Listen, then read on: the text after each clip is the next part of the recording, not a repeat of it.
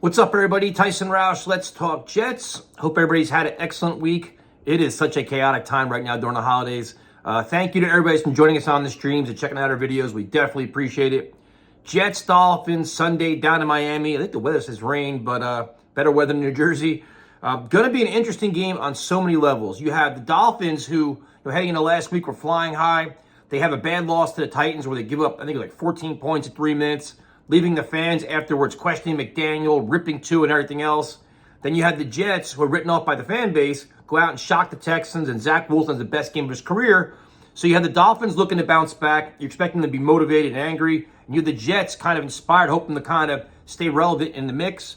This game does have playoff ramifications as the Dolphins are trying to, get the 1 seed and win the AFC East. And the Jets are just trying to stay in the picture. So, unfortunately, the injury report is going to play a big part in this game. This video is being filmed on Friday, so a lot could change Saturday and Sunday morning. But for the Jets, obviously, look on the offense. The offensive line, again, is Max Mitchell's probably going to be out, which means Billy Turner is going to play. The offensive line has been the story all year long. They're kind of reshuffling it around. Tippmann playing at center has been a good thing. But obviously, the Jets want to try to run the football, which they haven't been able to do. Getting Breece Hall active. The way they're getting Breece involved is getting the ball out of backfield. Very successful with that last week. Featuring Garrett Wilson in the passing game, Rucker, Conklin. Pretty much the same story every week. Converting third downs, being more productive in the red zone. All these, it's the same preview every week. But last week was the first week they actually did it. So the biggest story would be, what Zach Wilson do you see this week? When they played the Dolphins last time, it was Tim Boyle. Tim Boyle was terrible. The Fail Mary at halftime completely threw the game away from them. But there was opportunities to be made there. Can Zach take advantage of that? Well, what I liked about him last week, he used his legs, he rolled out. He had those just, what do they call them, unscheduled plays or whatever they call them, these things now. But he's running around, making plays, playing with confidence, taking some risk, which he hasn't done in the past. I would hope to see the Jets take more shots downfield.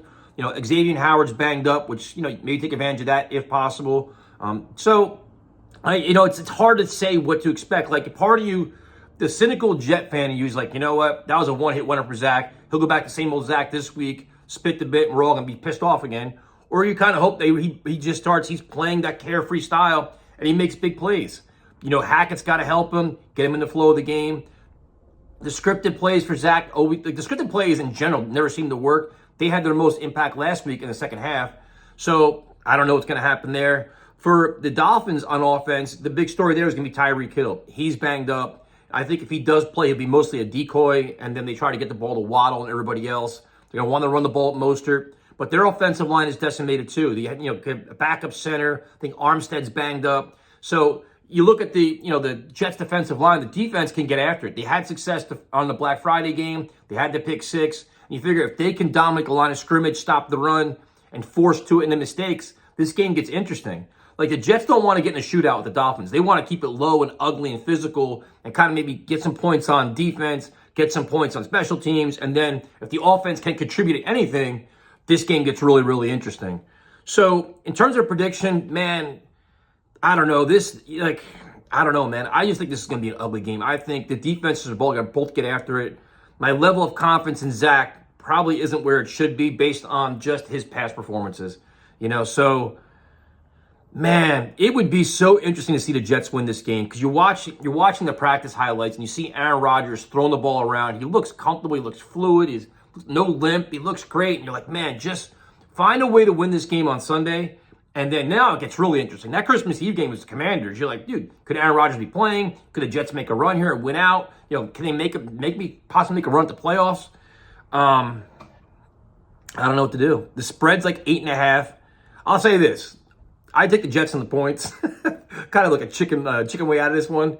I think this game's going to be close in the fourth quarter. I really do.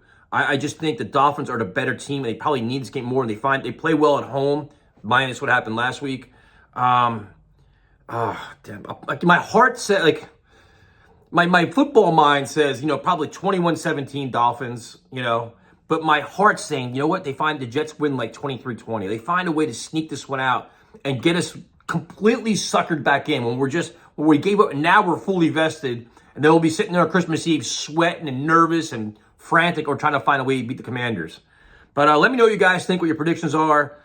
We'll be streaming live, obviously, for the game, which will be fun. I'll talk to you later.